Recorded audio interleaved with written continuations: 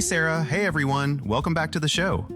Hi, Ricky. Hi, everybody. It's so good to be here with you again. Today, we're talking about something simple, but weirdly tricky when you actually open your mouth and try to say it. Oh, totally, because everybody can live a day, but not everybody can explain their day in natural English. Right. So, how do you say things like what you did, where you went, and why you're exhausted by 8 p.m.? That's exactly what we're doing today. And we'll show you how to talk about your day in clear, natural, everyday English. Key vocabulary preview. I feel like routine is such a useful word when you're talking about your day. Yeah, because everybody's got one. Even people who say, I don't have a routine. Exactly. It's basically the pattern of things you usually do, like how your day normally goes. Like, my morning routine is coffee first, messages second, and functioning as a human third. That's honest, and honestly, very relatable. Okay, commute is another one that comes up all the time. It's that regular trip between home and work or school, not just any random drive across town. Right, and people often talk about whether their commute is short, long, stressful, or weirdly peaceful. I used to have a 40-minute commute, and by the time I got home, I needed a snack and silence. That's not a commute. That's emotional preparation. I also really like the word errand because it's such a real-life word. Oh, totally. An errand is usually a small task outside the house, like picking something up, mailing a package, or grabbing groceries. So, the kind of thing that sounds quick, but somehow eats your whole afternoon. Yes, exactly. I need to run a few errands after lunch, so I probably won't be home until late afternoon. And suddenly your quick stop turns into 3 bags and a coffee. Now, productive is a great word because people love using it to judge their whole day. That is so true. If you were productive, it means you got useful things done, not that you were just busy all day. Right, because busy and productive aren't always the same thing. I answered emails, finished a report, and cleaned my desk, so today actually felt productive. I like that one because it helps you talk about results, not just activity. And then there's catch up, which is super flexible. Really? Yeah, because it can mean finishing things you missed or talking with someone after you haven't seen them for a while. Oh, that's a good one. I spent the evening catching up on work, and then I called my cousin to catch up on life. Nice. So one phrase, 2 very everyday meanings. Conversation, daily life and feelings. So, Sarah, how's your day been so far? Honestly, pretty busy from the second I woke up. My morning routine was totally normal at first. Then I spilled coffee on my shirt 5 minutes before a meeting. No way. I know, and it wasn't even my first cup. See, that's why I wear dark colors when my schedule looks dangerous. Wow, what a wise and deeply practical man. Thank you. But seriously, was the meeting okay? Yeah, it was fine once I stopped thinking about the coffee stain. Right. And actually, it turned out to be a really productive meeting. We finished early, which almost never happens. Wait, seriously? I know, right? Okay, now that's the real miracle, not the coffee accident. Exactly. My day was kind of the opposite, though. My routine started well, but my commute was ridiculously slow. Oh no. There was traffic, then construction, then a bus that just decided not to come. A bus with boundaries. Exactly. And apparently, I wasn't invited. By noon, I already felt exhausted. Yeah, that'll do it. And then I remembered I had 2 errands after work. That's rough. I had to pick up a package and drop off some documents. Nothing dramatic, just enough to destroy my dream of going home early. That's so real, though. Sometimes one tiny errand somehow turns into a whole side quest. Yes! And then you still need energy to cook, answer messages, and maybe catch up on life. Exactly. And that's when I start asking myself if being an adult is just managing a schedule forever. Wow, that got deep very fast. It happens when I'm hungry. Honestly, when my day's packed, I try to leave at least 20 minutes to relax at night. Doing what?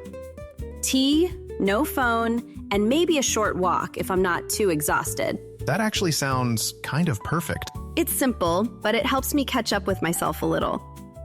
Okay, tonight I'm stealing that plan. Please do. And maybe skip the dramatic commute if you can. Language breakdown, part 1. Okay, Sarah, let's start with, how's your day been so far? I like that phrase because it sounds natural and open, and you're inviting someone to give a real update. Right. And so far matters because it means the day isn't finished yet. Yeah, you're not writing a final report on your day. Exactly. Another nice line was, once I stopped thinking about the coffee stain. Yeah, and once here means after that moment. So it's a simple way to show a change in mood. Then we had that dramatic list. There was traffic, then construction, then a bus that just decided not to come. I love that one because the bus didn't really decide anything, but personifying it makes the frustration sound funny and human. So learners can hear that and think, oh, that's how people complain in a natural way. Exactly. And that's the goal. Not perfect textbook English, but real English you can actually use.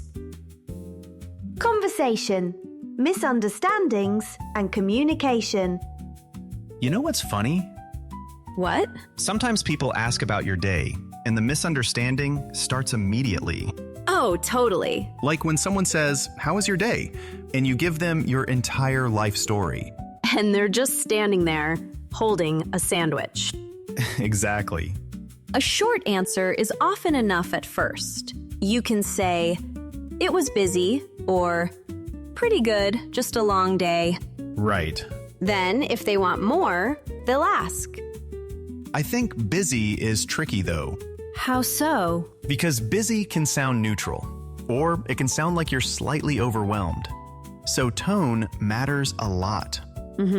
If I say, "I've been busy," that might just mean I had a full schedule. But if you say it with a sigh, it sounds more like a complaint. And then there's routine. Yeah, that's a useful one when your day wasn't dramatic. You can say, "It was my usual routine." That means nothing surprising happened. Exactly. And it's softer than saying, "My day was boring." Which is good, because boring can sound like you're rejecting the conversation itself.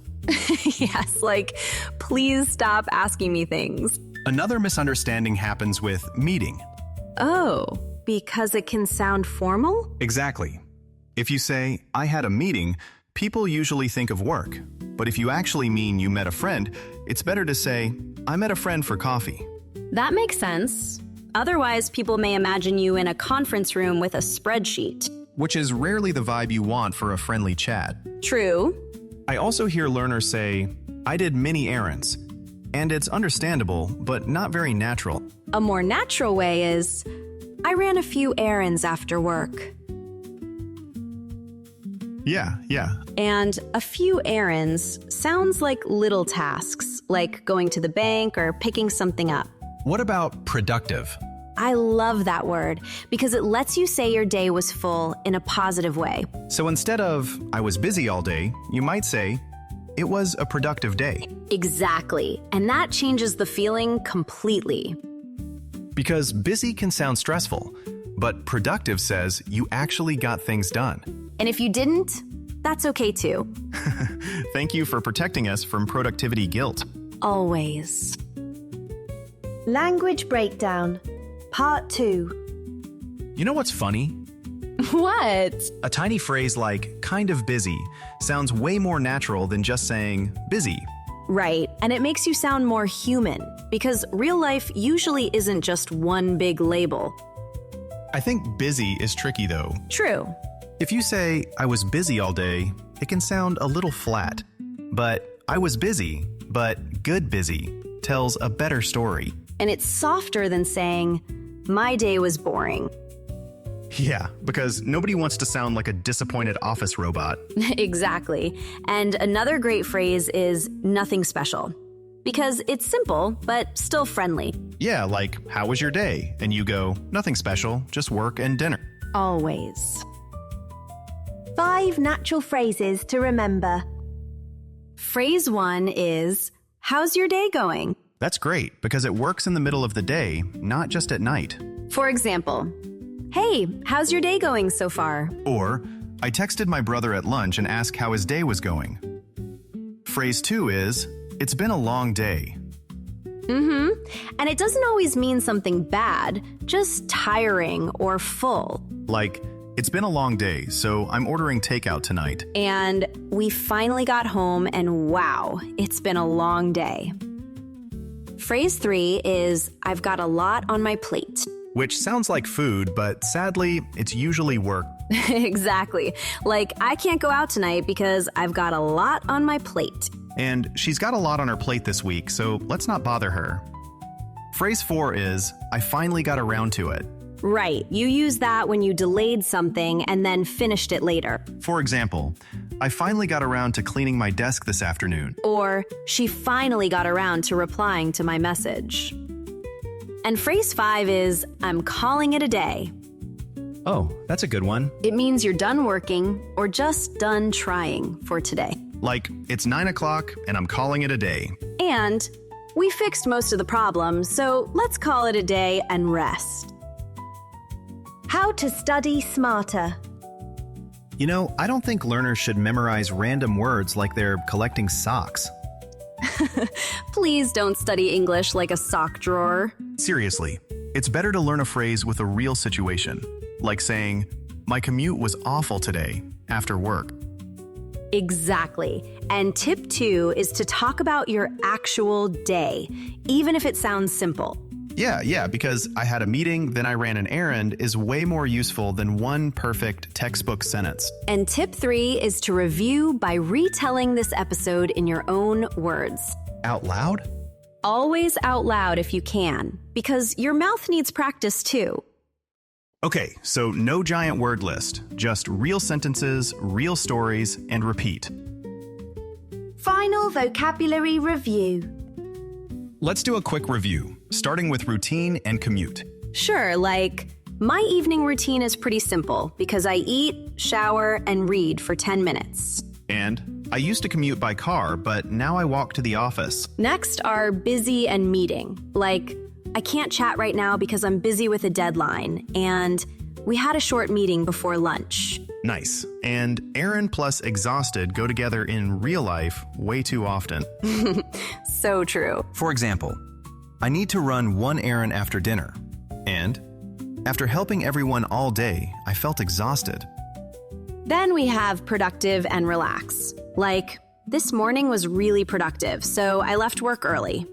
And I just want to relax and listen to music tonight. Right, and the last two are schedule and catch up. You could say, my schedule changed at the last minute, and I stayed up late to catch up on my homework. And honestly, if you can use these words to talk about your real day, you're already doing great. Keep going, keep speaking, and we'll catch up with you again soon. And that's a wrap for today's episode. Thank you so much for listening to Vibe English Podcast. If you enjoyed this episode, please subscribe and leave us a comment. It really means a lot. We'll see you in the next one. Keep practicing your English. Bye. Bye-bye.